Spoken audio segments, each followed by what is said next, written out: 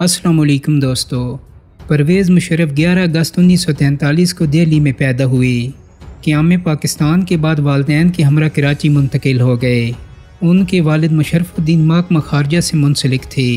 پرویز مشرف عمر کے ابتدائی سالوں میں والد کی پوسٹنگ کے دوران ترکی میں بھی رہے۔ اس کے بعد کراچی میں سینٹ پیٹرک ہائی اسکول اور ایف سی کالج لاہور سے تعلیم حاصل کی۔ انہوں نے 1961 میں پاک فوج میں کمیشن حاصل کیا اور اسپیشل سروسز گروپ میں شمولیت اختیار کی۔ 1965 اور 1971 کی جنگوں میں بھی حصہ لیا۔ Command and staff college Quetta سے گریجویشن کی اور رائل کالج اور ڈیفنس اسٹڈیز برطانیہ سے بھی کورسز کیے۔ اپنے ملٹری کیریئر میں پرویز مشرف نے کئی کمانڈز اور تربیتی سربراہ کے عہدوں پر کام کیا اور ڈائریکٹر جنرل ملٹری آپریشنز کے اہم عہدے پر بھی فائز رہے۔ انہیں فوجی تاریخ میں کارگل آپریشن کے مرکزی کردار کے طور پر جانا جاتا ہے۔ وہ 7 اکتوبر 1998 کو چیف آف آرمی سٹاف کے عہدے پر فائز ہوئے۔ وہ پاک فوج کے 13ویں آرمی چیف تھے۔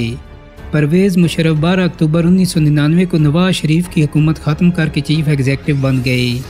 انہوں نے 9/11 حملے کے بعد القاعدہ کے خلاف افغان جنگ میں فرنٹ لائن اتحادی بننے کی امریکی پیشکش بھی قبول کی۔ اپریل 2002 میں وہ ریفرینڈم کر کے باقاعدہ صدر پاکستان منتخب ہو گئے۔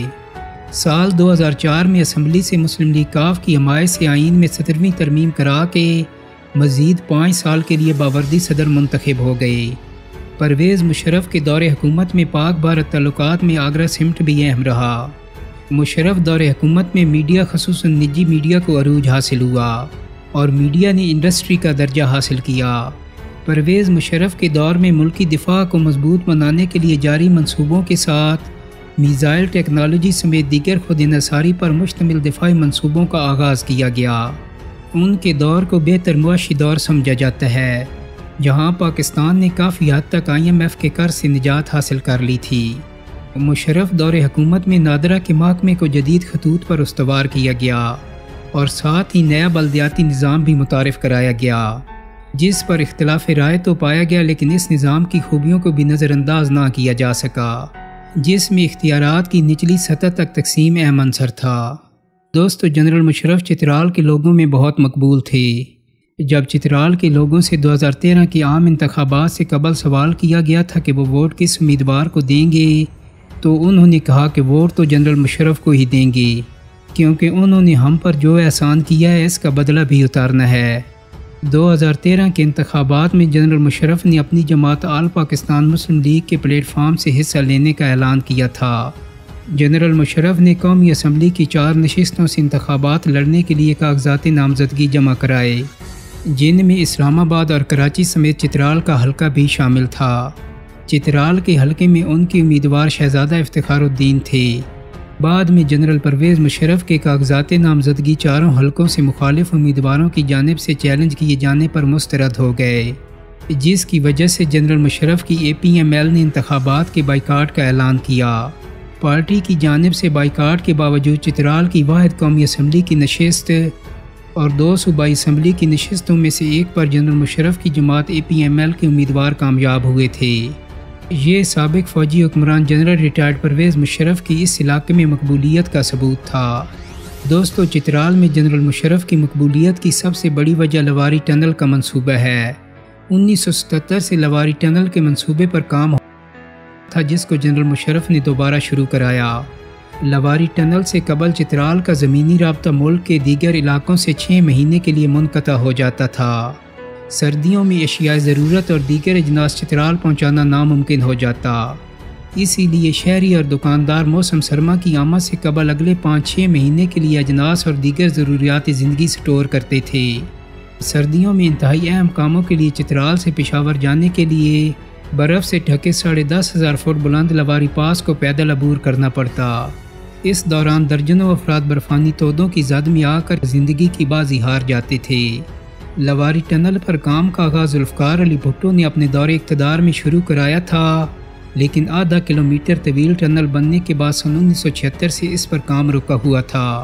تقریباً 11 کلومیٹر طویل ٹنل پر جنرل مشرف کے دور اقتدار میں 2006 میں کام شروع ہوا اور ٹنل انہی کے دور اقتدار میں مکمل بھی ہو گئی۔ دوستو، وہ شخص جس پر اقتدار کی دیوی 8 سال تک مہربان رہی اور جس کی آنکھ کے اشاروں سے بڑے بڑے فیصلے ہو جاتے تھے، لیکن اس نے غداری کے مقدمے سے بچنے کے لیے جلاوطنی موذی مرض کا مقابلہ کرتے ہوئے گزاری۔ اکتوبر 1999 سے سال 2006 تک پرویز مشرف اپنی اقتدار اور شہرت کے مکمل عروج پر تھے۔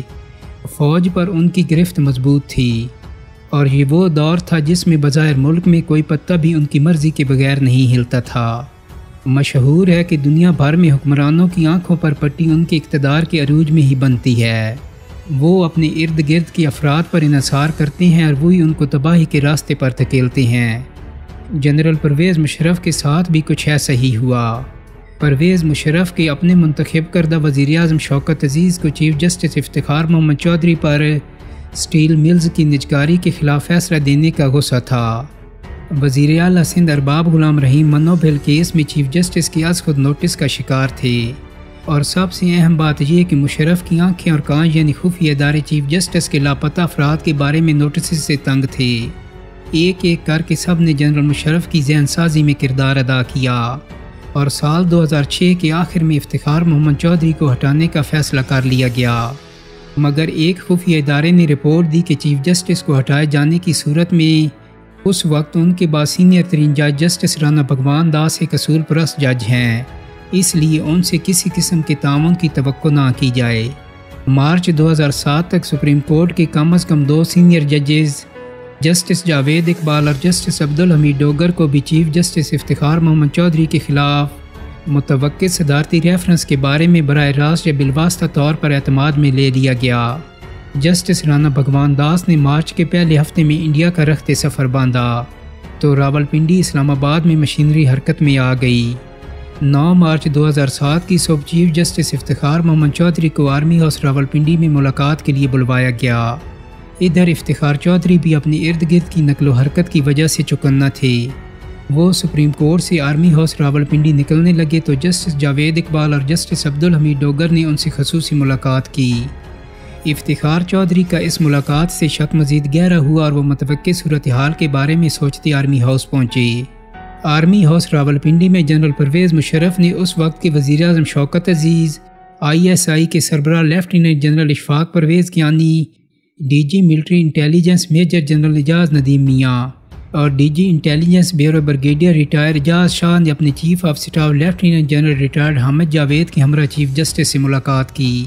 افتخار چودھری کو ان کے خلاف الزامات پڑھ کر سنائے گئے اور مستعفی ہونے کا کہا گیا۔ چیف جسٹس افتخار محمد چودھری نے استعفیٰ دینے سے انکار کیا تو مشرف کمرے سے نکلے اور کراچی روانہ ہو گئے، جہاں انہوں نے پاکستان نیوی کی ایک تقریب میں شرکت کرنا تھی۔ پرویز مشرف کی عدم موجودگی میں جنرل کیانی کے علاوہ اوپر درج سبھی افسران نے افتخار محمد چودھری کو استعفیٰ دینے کے لیے ہر طرح کا دباؤ استعمال کیا، جس کا ذکر انہوں نے بعد میں سپریم کورٹ میں اپنے جمع کرائے گئے حلف نامے میں بھی کیا۔ افتخار چودھری کو کم از کم 5 گھنٹوں تک آرمی ہاؤس سے نکلنے نہیں دیا گیا۔ دوسری طرف ان کی برطرفی کی خبر میڈیا پر چلائی گئی، اور ساتھ ہی قائم مقام چیف جسٹس کے طور پر رانا بھگوان داس کے بعد سینئر جج جسٹس جاوید اقبال نے حلف اٹھا لیا، اور سپریم جوڈیشل کونسل کے سربراہ کی حیثیت سے فوری طور پر نہ صرف صدارتی ریفرنس کو قبول کر لیا بلکہ 13 مارچ کو افتخار محمد چودھری کو کونسل کے سامنے پیش ہونے کا حکم نامہ بھی جاری کر دیا۔ ادھر افتخار چودھری پولیس اور سیکیورٹی کے حصار میں آرمی ہاؤس سے نکالے گئے تو انہوں نے پہلے اپنے ڈرائیور کو سپریم کورٹ جانے کا کہا، مگر سیکیورٹی کے دباؤ میں انہیں سپریم کورٹ کے بجائے ان کے گھر پر لا کر نظر بند کر دیا گیا۔ یہ مشرف سے عدلیہ کی لڑائی کا آغاز تھا۔ ملک میں عدلیہ، سول سوسائٹی اور میڈیا سب ایک صفحے پر اکٹھے ہو گئے۔ سیاسی جماعتیں جو خود مشرف کے خلاف کوئی قابل ذکر مزاحمت پیدا نہ کر سکی تھیں، سب معزول چیف جسٹس کے جلسوں میں اکٹھی ہونا شروع ہو گئیں۔ مذہبی سیاسی جماعتوں کے اتحاد، متحدہ مجلس عمل کی سیاست اور لال مسجد آپریشن نے مذہبی طبقات کی اکثریت کو بھی چیف جسٹس بحالی تحریک میں شمولیت پر مجبور کر دیا۔ صدارتی ریفرنس کے خلاف سپریم کورٹ میں اپیل کی گئی، جہاں عدلیہ نے معزول چیف جسٹس کو بحال کر دیا۔ دوستو، جوں جوں وقت گزر رہا تھا پرویز مشرف کے لیے حالات ناسازگار ہو رہے تھے۔ ایسے ہی حالات میں انہوں نے 3 نومبر کو ایک بار پھر ایمرجنسی نافذ کر کے بحال کیے گئے چیف جسٹس افتخار محمد چودھری سمیت اعلیٰ عدلیہ کے ناپسندیدہ ججز کو گھر بھیج دیا۔ اس بار جسٹس رانا بھگوان داس نے نئے چیف جسٹس کی عہدے کا حلف لے لیا۔ اسی ایمرجنسی کے نفاذ کے فیصلے کو بعد ازاں مسلم لیگ نون کی حکومت نے مشرف کے خلاف غداری کے مقدمے کے طور پر استعمال کیا۔ ایمرجنسی کے نفاذ کے بعد ملک میں میڈیا بھی پابندیوں کی زد میں آ گیا، ٹی وی چینلز کو بند کر دیا گیا۔ چیف جسٹس افتخار محمد چودھری کی معزولی کے بعد انہیں سپریم جوڈیشل کونسل میں پیش ہونے کا کہا گیا تو اس روز وہ پیدل ہی اپنے گھر سے سپریم کورٹ روانہ ہوئے۔ راستے میں ان کے بال کھینچنے کی خبر نے سپریم کورٹ کے باہر منتظر وکلاء اور سول سوسائٹی کے نمائندوں کے بھڑکتے جذبات کو مزید ابھارا۔ عین اسی وقت شاہراہ دستور سے ایک ٹرک پر کچھ فوجی جوان سیکریٹریٹ سے فارن آفس کی طرف جا رہے تھے کہ بپھرے ہوئے وکلاء نے ٹرک روک کر سیکیورٹی اداروں کے خلاف نعرے بازی شروع کر دی۔ ظاہر ہے اسے پسند نہیں کیا گیا۔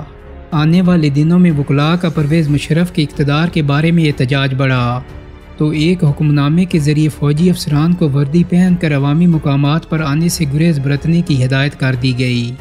دوستو، یہ سب کچھ فوج جیسے ادارے کے اندر ایک نئی سوچ کو جنم دے رہا تھا۔ مشرف کی اصل طاقت ان کے ادارے فوج میں تھی اور وہ اپنی سیاسی طاقت کے ہاتھوں اپنے ادارے کی حمایت تیزی سے کھو رہے تھے۔ مشرف اپنے مستقبل کے بارے میں شدید دباؤ میں تھے اور اسی دباؤ کو استعمال کرتے ہوئے پیپلز پارٹی کی قیادت نے امریکہ کے ذریعے مذاکرات کے دوران پرویز مشرف کو وردی اتارنے پر مجبور کیا۔ پرویز مشرف نے 27 نومبر 2007 کو اپنی فوجی وردی اتاری اور جنرل اشفاق پرویز کیانی کو آرمی چیف مقرر کیا۔ کیانی نے کمان سنبھالتے ہی فوج کے ادارے کو مشرف کے سائے سے بچانے کی کوششوں کا آغاز کیا۔ پہلے 3 ماہ بعد ہی یعنی جنوری 2008 میں کیانی اور مشرف کے درمیان دوریاں اتنی بڑھ گئیں کہ بات چیت بھی ختم ہو گئی۔ دراصل مشرف فوج سے مدد کے خواہاں تھے، جس پر کیانی معاملہ کور کمانڈر کانفرنس میں لے گئے، جہاں تمام کور کمانڈرز نے متفقہ طور پر مشرف سے الگ رہنے کا فیصلہ کیا۔ کمانڈرز کا خیال تھا کہ ان کا دل بھی چاہے تو وہ بھی ادارے کو بدنامی سے بچانے کے لیے ان کا ساتھ نہیں دے سکتے۔ اسی دوران جنرل کیانی کے پاس مشرف کی طرف سے انہیں برطرف کرنے کی اطلاعات بھی موصول ہوئیں، لیکن مشرف کو بتا دیا گیا کہ اس وقت وہ نہیں بلکہ کیانی فوج کے کمانڈر ہیں جنہیں آسانی سے نہیں ہٹایا جا سکتا اور نہ ہی ان کی حمایت کے بغیر اس وقت کی پیپلز پارٹی کی نئی حکومت کے خلاف کارروائی کی جا سکتی ہے۔ 27 دسمبر 2007 کو راولپنڈی میں بے نظیر بھٹو کے قتل نے پرویز مشرف کے اقتدار کو مزید مشکل بنا دیا۔ بے نظیر بھٹو کی وفات کے بعد 18 فروری 2008 کو ملک میں عام انتخابات منعقد ہوئے، جس میں پیپلز پارٹی نے اکثریتی نشستیں حاصل کیں، مگر اس نے مسلم لیگ نون کے ساتھ مل کر اتحادی حکومت قائم کی۔ پرویز مشرف کی پہلی اتحادی جماعت مسلم لیگ کاف ان سے پیپلز پارٹی کے ساتھ ڈیل کی خبروں سے پہلے ہی نالاں تھی۔ عام انتخابات میں اسے شکست ہوئی تو اس جماعت کے بعد رہنما بھی پرویز مشرف کے خلاف کھل کر میدان میں آ گئے۔ مشرف سخت مشکل کا شکار ہو چکے تھے، آئے دن مختلف سمتوں سے ان پر وار کیے جا رہے تھے مگر کوئی بچانے والا نہ تھا، اور اسی تناظر میں 8 اگست 2008 کو سابق وزیر اعظم اور اس وقت مسلم لیگ نون کے سربراہ نواز شریف نے اس وقت پیپلز پارٹی کے شریک چیئرمین آصف علی زرداری سے زرداری ہاؤس اسلام آباد میں ملاقات کی اور پرویز مشرف کو ہٹانے کا اعلان کیا، یعنی اگر مشرف استعفیٰ دے دیں تو ٹھیک ورنہ ان کے مواخذے کا اشارہ کر دیا گیا۔ 13 اگست کو پرویز مشرف سے پنجاب اسمبلی سے قرارداد کے ذریعے اعتماد کے ووٹ لینے کا مطالبہ کیا گیا۔ بعد ازاں سندھ اور صوبہ سرحد کی اسمبلیوں نے بھی ایسی قراردادیں منظور کیں تاکہ ان پر دباؤ ڈالا جا سکے۔ دوسری طرف جنرل کیانی نے 10 اگست کو سابق وزیر قانون ایم ظفر سے آرمی ہاؤس میں ملاقات کی، جس میں پرویز مشرف کی رخصتی کے بارے میں قانونی امور طے کیے گئے۔ فوج کی طرف سے ہی نہیں، پرویز مشرف کے قریبی دوستوں نے بھی انہیں استعفیٰ دینے کا مشورہ دیا۔ دوستو، 18 اگست کو پرویز مشرف نے دن تقریباً 2 بجے ایک طویل خطاب کے اختتامی حصے میں اپنے استعفے کا اعلان کیا اور گارڈ آف آنر لے کر ایوان صدر سے رخصت ہو گئے اور کچھ عرصہ بعد بیرون ملک خود ساختہ جلاوطنی اختیار کر لی۔ پرویز مشرف اقتدار سے رخصت ہوئے تو ریٹائرمنٹ کی زندگی گزارنے کے بجائے اپنی سیاسی جماعت آل پاکستان مسلم لیگ بنا لی۔ 2013 میں انتخابات میں حصہ لینا چاہ مگر نااہل ہوئے۔ بعد میں ججز گرفتاری کیس اور بے نظیر بھٹو کیس میں گرفتار ہوئے۔ 3 نومبر کی ایمرجنسی کے باعث مسلم لیگ نون کی طرف سے غداری کا مقدمہ بنا تو اس وقت کے فوجی سربراہ جنرل راحیل شریف اور اس وقت کے ISI کے سربراہ لیفٹیننٹ جنرل ریٹائرڈ ظہیر الاسلام کی مدد سے عدالت پیشی کے بجائے راولپنڈی کے فوجی ہسپتال میں زیر علاج رہے اور بعد ازاں بیرون ملک چلے گئے۔ دسمبر 2019 کو پاکستان کی خصوصی عدالت نے غداری کے الزامات کے تحت انہیں سزائے موت سنائی، لیکن لاہور ہائی کورٹ نے اس فیصلے کو غیر آئینی قرار دے کر کل عدم کر دیا۔ پرویز مشرف نے اس کے بعد اپنی زندگی کا باقی حصہ لندن اور دبئی گزارا۔ آخری ایام میں وہ شدید علیر رہے اور 5 فروری 2023 کو دبئی میں انتقال کر گئے۔ دوستو، امید کرتا ہوں کہ میری آج کی ویڈیو آپ کو پسند آئی ہوگی۔ اگر ویڈیو اچھی لگی ہے تو اس کو لائک اور شیئر کر دیں۔ میرے چینل کو سبسکرائب کرنے کے ساتھ ساتھ بیل آئیکن کو بھی کلک کر دیں تاکہ آپ کو میری آنے والی مزید ویڈیوز کے نوٹیفیکیشن ملتے رہیں۔ بہت جلد ہی ایک نئی ویڈیو کے ساتھ ملاقات ہوگی۔ اپنا بہت سارا خیال رکھیے گا۔ اللہ حافظ۔